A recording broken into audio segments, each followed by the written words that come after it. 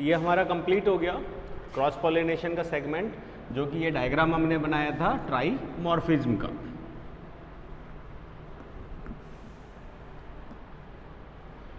अब हम समझ लेते हैं एडवांटेज एंड डिसएडवांटेज।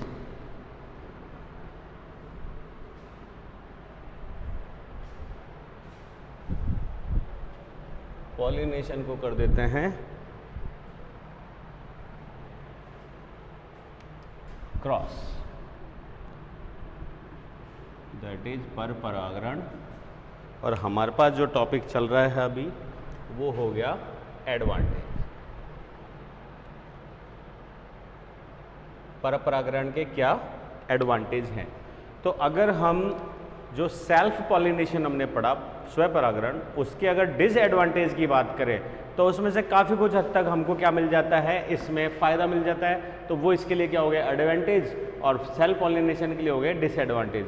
वहीं अगर सेल्फ पॉलिनेशन के एडवांटेज की बात करोगे तो वो इसके लिए क्या हो जाएगा डिसएडवांटेज। दोनों एक दूसरे के पूरक के रूप में यहाँ पे प्रयुक्त हो रहे हैं। तो सबसे पहले अगर अपन डिसएडवांटेज की बात करें तो वहाँ पे हमने कहा था कि सेल्फ पॉलिनेशन की वजह से नया इवोल्यूशन प्रोडक्ट नहीं आ रहा।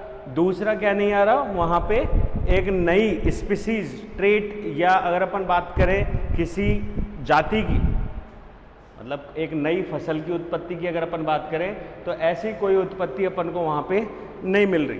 तो इसके लिए हम यहाँ पे पहला पॉइंट जो यूज में ले सकते हैं वो हमारा पहला पॉइंट हो जाता है एक तरीके से useful of improving in crops, useful in improvement in crops. ठीक है, क्रॉप, और क्रॉप में भी कौन सी स्पीसीज, कारण अलग अलग। जैसे हमने एक एग्जांपल लिया था, एक पादप के अंदर हमारे पास कैरेक्टर आ रहे हैं टीटी और आरआर, मेंडल वाले ही ले लेते हैं सिंपल। ठीक है, तो ऐसे में हमको जो चार संतति इससे मिल रही है वो हो गई T R, T R, T R and T R. Clear है? तो ऐसा ही ये हो गया किस में, मेल में।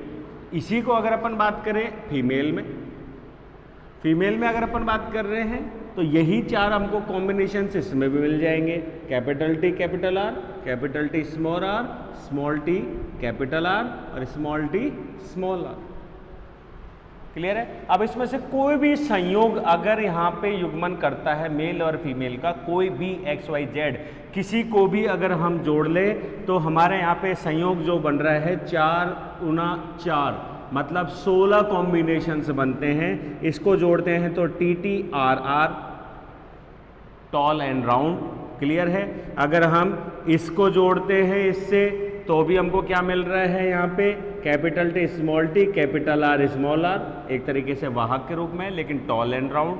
अगर हम इसको यहाँ पे जोड़ते हैं तो टॉल, लेकिन राउंड के लिए बिल्कुल पूरी तरीके से प्योर है।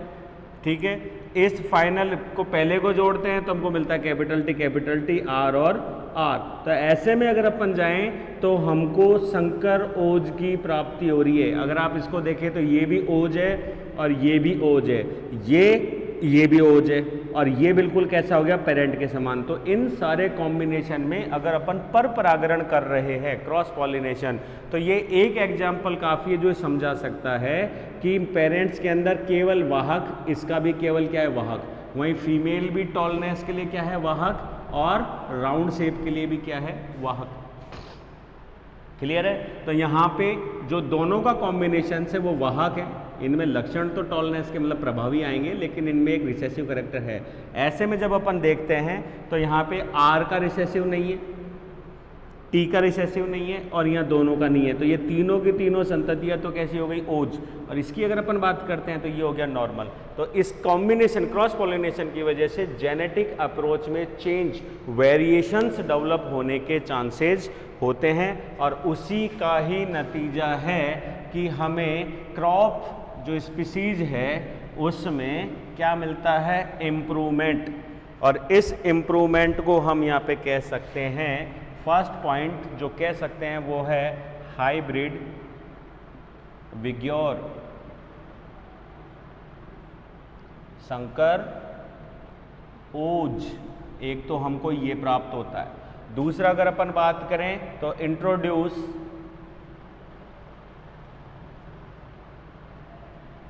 New variety and race of crop plant. हम नई स्पीसीज की वैरायटी और नई रेसेस को क्या कर सकते हैं, आइडेंटिफाई कर सकते हैं या इंट्रोड्यूस कर सकते हैं, उत्पन्न कर सकते हैं नई। ठीक है। तीसरा हम यहां पे बात करें तो इंप्रूवमेंट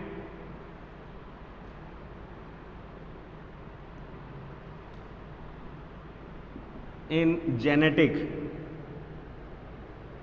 रिकॉम्बिनेशन,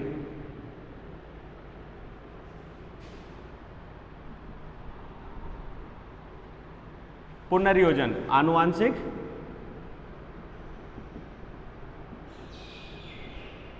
पुनर्योजन,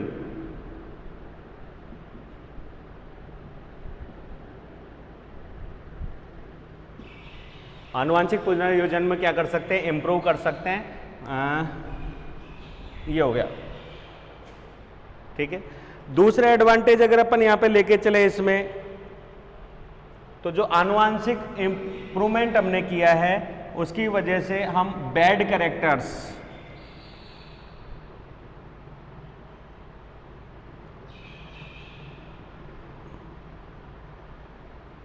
रिमूवल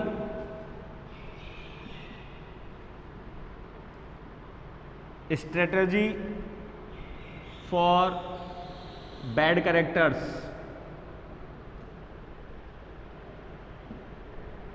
हमने ये पॉइंट लिखा था कि बैड कैरेक्टर्स निकल नहीं पाते, ये उसका डिसएडवांटेज था।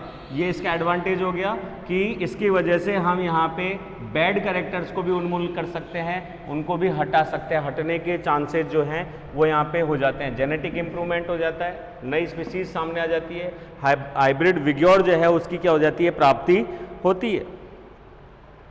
ठीक है। अगला पॉइंट इसमें एक और डाल सकते हैं हम, और वो है जब ये सब कुछ हो रहा है तो हम क्या कर सकते हैं, importance in evolution,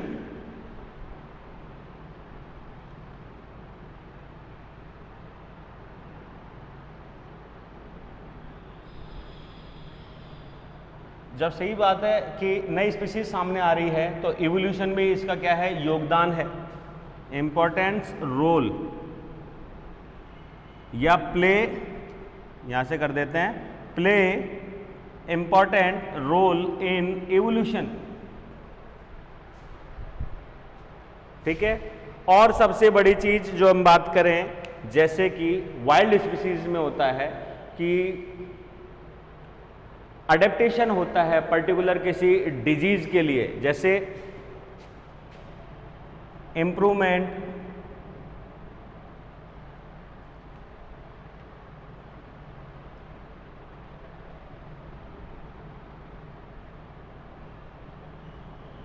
in immunity. ठीक है। दूसरा डिजीज रेजिस्टेंस,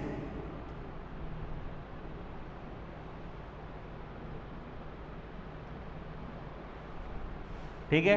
हिंदी में लिखें तो ये रोग प्रतिरोधकता,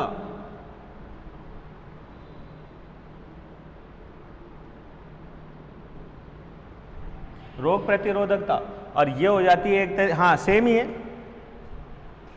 इम्यूनिटी का मतलब तो होता है प्रतिरक्षा, प्रतिरक्षा, और रोग प्रतिरोधकता हो गया डिजीज रेजिस्टेंस। इधर लिख देता हूं।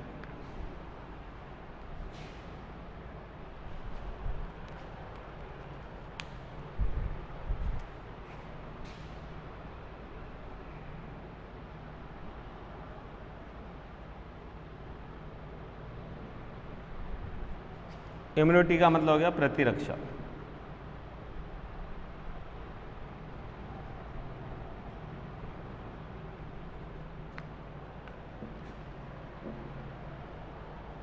ठीक है। एक पॉइंट और हम यहां लिख सकते हैं कि जो सजीवों में अवेबिलिटी है किसकी, अडेप्टेशंस की, ability to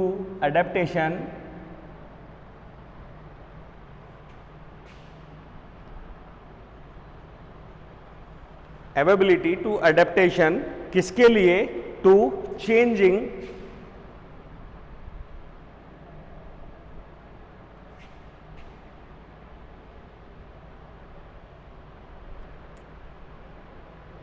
themselves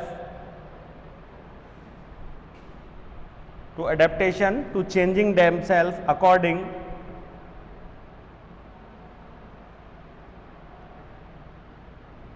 environmental condition।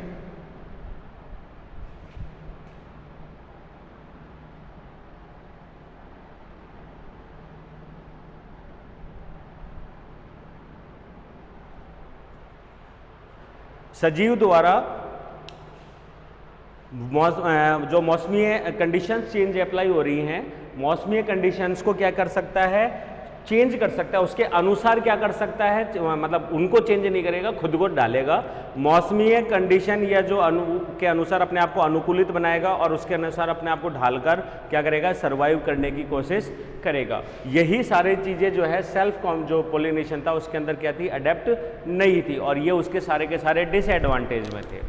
अब क्रॉस पॉलिनेशन में डिसएडवांटेज देखते हैं। तो कुछ डिसएडवांटेज वही हो जाएंगे जो सेल्फ पॉलिनेशन के अंदर, एक बार लिख लीजिए इसको, दैट इज एनवायरमेंटल कंडीशन, मिटा दिया।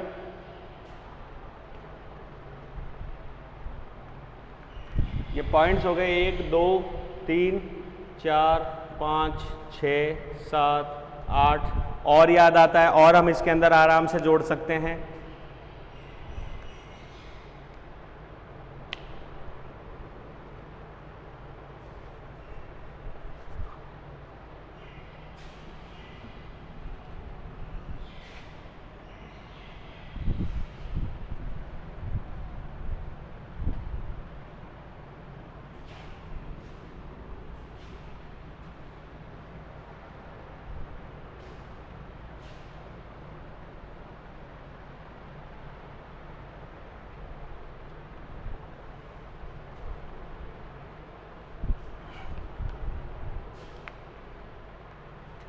डिसएडवांटेज ऑफ क्रॉस पॉलिनेशन मतलब दोष, वो तो थे गुण, मेरिट एंड डीमेरिट्स के रूप में भी हम इसको लिख सकते हैं।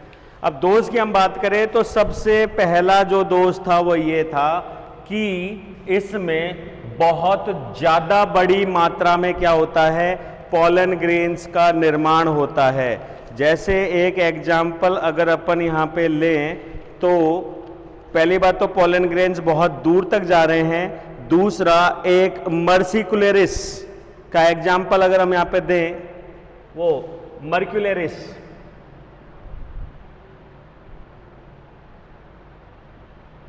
मर्क्यूलेरिस जो है वो लगभग एक बार में या एक एंथर में 1 करोड़ 35 मतलब 135 crore pollen grains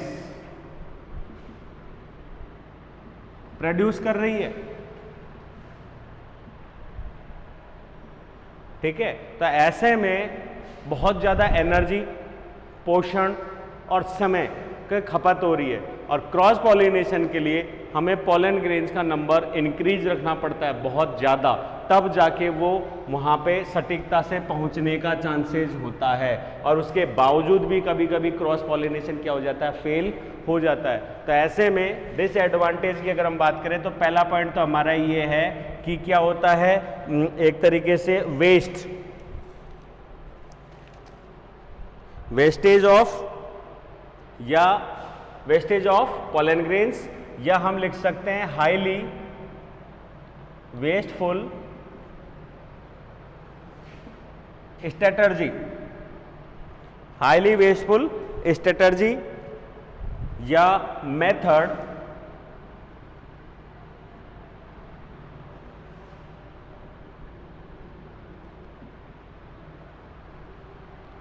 wasteful of pollen grains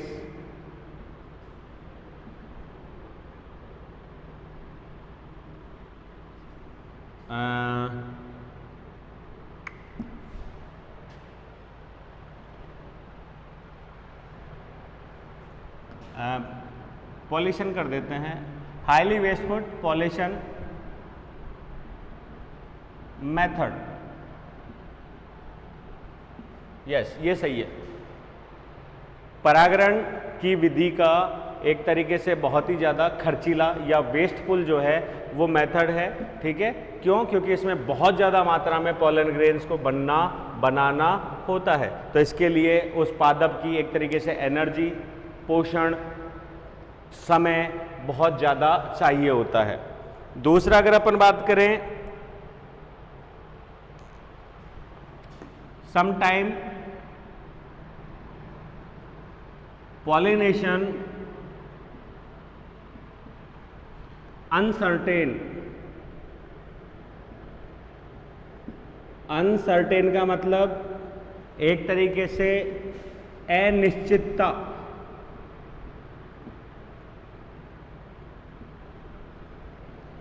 हमने बना तो दिए हजारों की संख्या में, लाखों की संख्या में, करोड़ों की संख्या में, ठीक है, और हमने मान भी लिया कि हम डिस्पर्स करेंगे, फ्लो करेंगे बाय इंड, बाय वाटर या बाय क्या बोलते हैं बायोटिक फैक्टर जो है ये रिसेप्टिव वर्तिका पे चले जाएगा। लेकिन कभी फिजिकल बैरियर्स की वजह से भी हो जाता है, कभी मौसमी बैरियर्स की भी वजह से हो जाता है कि पोलन ग्रेन्स पहुंचे लेकिन उससे पहले ही वर्तिका जो है वो क्या हो गई, एक तरीके से रिसेप्टिव हो चुकी थी, और जब तक पोलन पहुंचे वो नष्ट हो गई।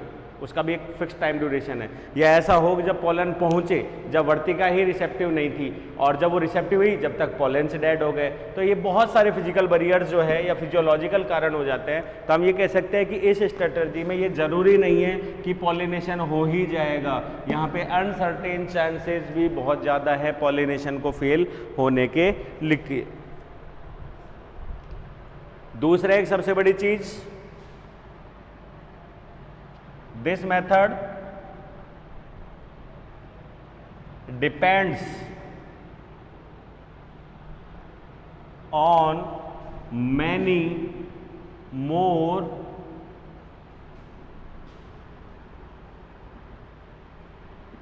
pollination agents।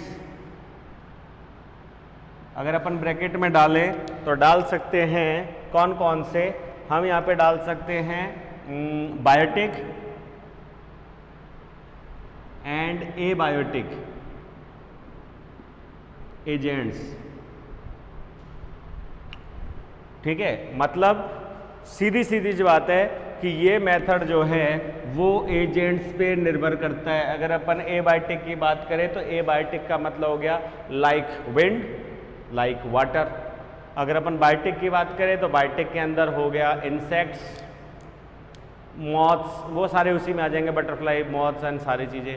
उसके अलावा अगर हम बात करें तो इंसेक्ट्स के बाद हो गया animals, birds, reptiles, including mammals. Mammals भी जो है वो इसके अंदर इसका हिस्सा बनते हैं। तो इन पे डिपेंड होना पड़ता है वरना नहीं होगा। जैसे कुछ एग्जाम्पल अगर अपन यहाँ दें तो एक एग्जाम्पल में जो प्लांट है जो कि डाइकॉट है और एक मोनोकॉट के समान या एक तरीके से अपवाद है डाइकॉट्स में, युक्का। तो युक्का पे जब तक वहां पे उसका मॉथ या एक कीट लार्वा के रूप में डेवलप नहीं हो जाता, युक्का में पॉलिनेशन संभव नहीं है। तो ये जीवन चक्र एक तरीके से सहजीविता का भी उदाहरण है। तो ऐसे में जब तक दोनों का जीवन चक्र एक दूसरे पे डिपेंड करता है। नेक्स्ट पॉइंट इसमें हम डाल सकते हैं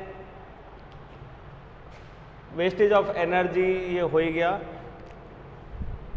फोर्थ पॉइंट हम यहां पे डाल सकते हैं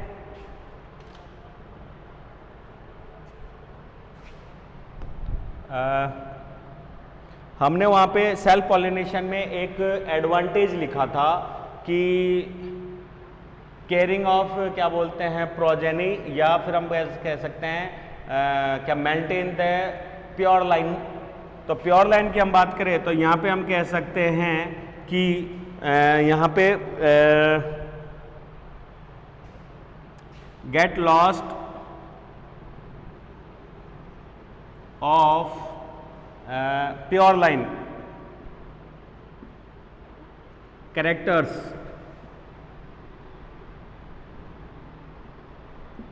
प्योर लाइन करेक्टर्स। जैसे एग्जांपल दूं, अभी जो मेंडल से हमने एग्जांपल लिया, मान लीजिए जो पेरेंट्स में एक मेल है और वो कंप्लीट है यहाँ पे टी और आर से, कोई दिक्कत नहीं है। क्रॉस पॉलिनेशन में अगर यहाँ पे सेल्फ पॉलिनेशन होता तो ये ट्रेट कभी भी खराब नहीं होने वाला था। ये सेल्फ पॉलिनेशन तभी खराब होगा जब ये टी आर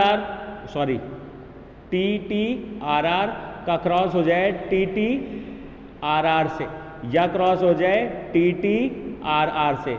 इन दोनों से अगर इसका क्रॉस हो जाए तो हमारे सेल्फ पॉलिनेशन जो है उसमें बैड कैरेक्टर्स आने के चांसेस रहते हैं, जिसको हम एक तरीके से ये भी कह सकते हैं कमी, जिसको हम बोलते हैं, नाम टर्म्स याद नहीं आ रही,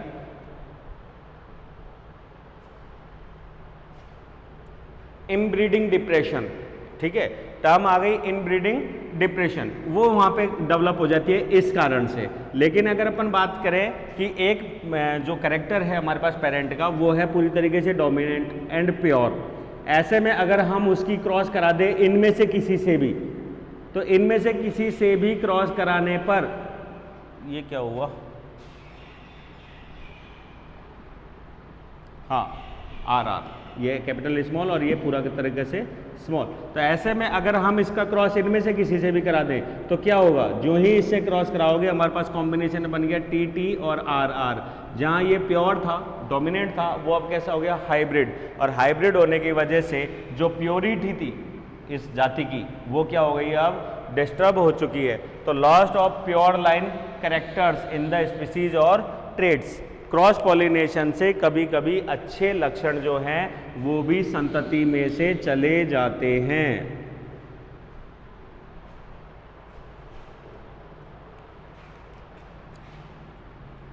बहुत अधिक संख्या में पोलन बनने से, पोलन के अंदर एक क्या बोलते हैं,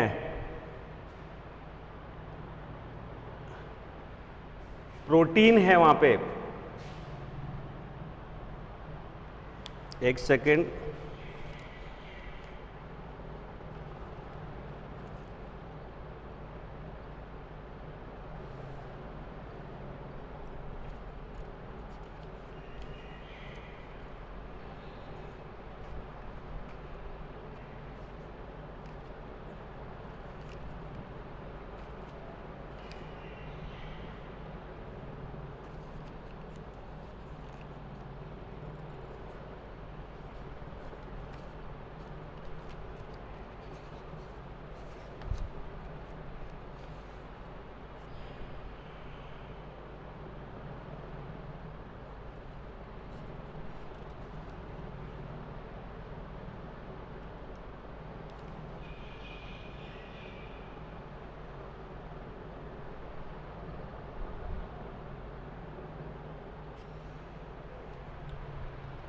प्रोटीन का नाम याद नहीं आ रहा है अभी।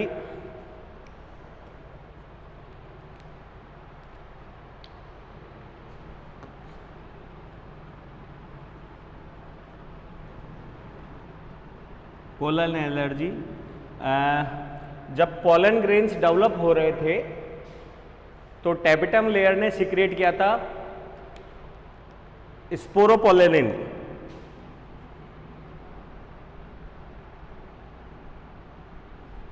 एंड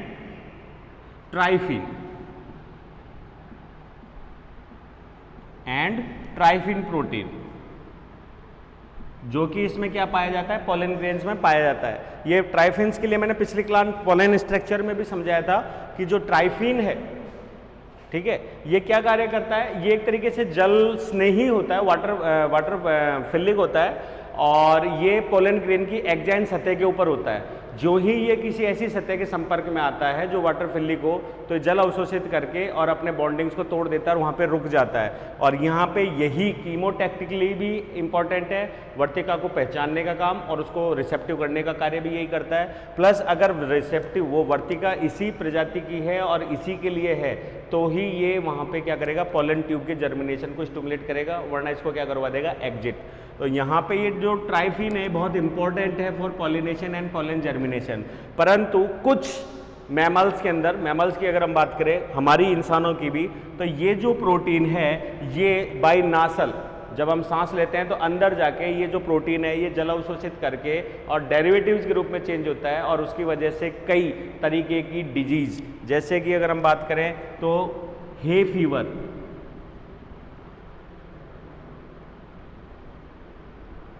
हे फीवर जो है इसके द्वारा होता है। उसके अलावा पोलन एलर्जीज कॉज करते हैं, उसके अलावा रेसेज कॉज करते हैं, ईचिंग खुजली की जो बीमारी होती है वो भी इनके द्वारा क्या होती है, कॉज हो जाती है। ज़्यादातर तो हे फीवर और पोलन एलर्जीज जो है उसका कारण। तो जब क्रॉस पॉलिनेशन में बहुत ज़्यादा मात्रा में अगर पोलन ग्रेन्स बनेंगे तो ये डिजीज या ये डिसएडवांटेज जो है वो सामने आते हैं। ये कंप्लीट है, एक बार देख लीजिए। अब हम यहाँ पे डिस्कस करते हैं cross pollination and self pollination की वजह से जो पॉलिनेशन हम पढ़ रहे हैं उसमें यूज आने वाले एजेंट्स या क्रॉस पॉलिनेशन में यूज आने वाले एजेंट्स, एजेंसीज भी बोल सकते हैं, माध्यम,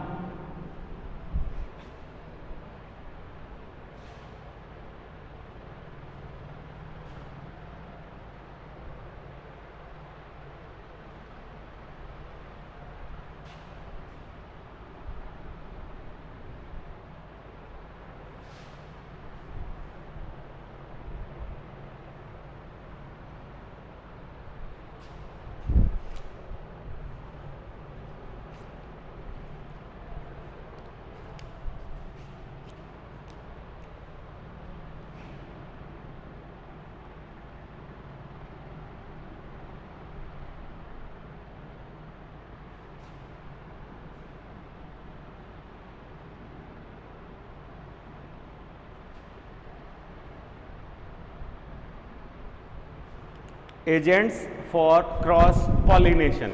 ठीक है, एजेंट्स की हम बात करें तो हम यहां पे दे सकते हैं, एजेंट्स का मतलब हो गया साधन। क्रॉस पॉलिनेशन सदैव दो के बीच हो रहा है, दो फ्लोरों के बीच हो रहा है, और उन दो फ्लोर्स की जो डिस्टेंस है वो एक ही पादप के दो फूल हो सकते हैं, दो पास पास के पादपों के बीच के फूल हो सकते हैं, दो दूरस्थ फूल हो सकते हैं, या दो भौगोलिक स्थिति के फूल हो सकते हैं जो बहुत ही ज़्यादा दूर है। ठीक है, तो इनके बीच में कोई ना कोई माध्यम की जरूरत होती है। तो ऐसे में अगर अपन एजेंट्स की बात करें, साधनों की, तो हम इसको स्ट्रैटेजी को बांट सकते हैं दो कैटेगरीज में, दो तरीके से यूज में लिया जाता है। First one is a biotic factors, मतलब जैविक कारक।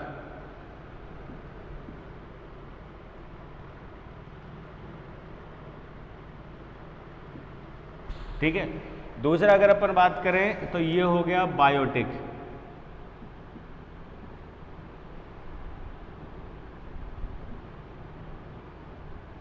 ठीक है, ये हो गया जैविक।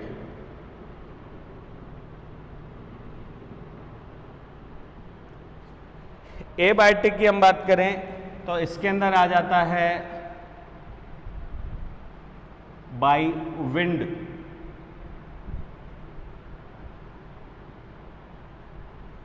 और विंड का मतलब बहुत तगड़ी आंधी नहीं है, आंधी से तो फिर क्या पॉलिनेशन नहीं होगा, बस जा सकता है, ट्रांसफॉर्मेशन में काम आता है। तो जो सिंपल हवाएं होती है, ब्रीज होती है, उसके द्वारा भी क्या होता है, पॉलिनेशन होता है। लेकिन जो आंधी है वो काम करती है बहुत दूर तक डिस्पर्स करने के लिए। तो बाय विंड अगर अपन बात करें तो विंड द्वारा जाने को हम बोलते हैं एनीमोफिली।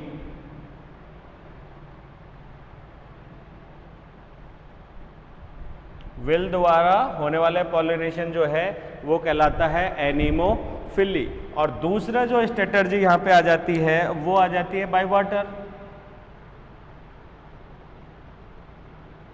और बाय वाटर का मतलब हो गया हाइड्रो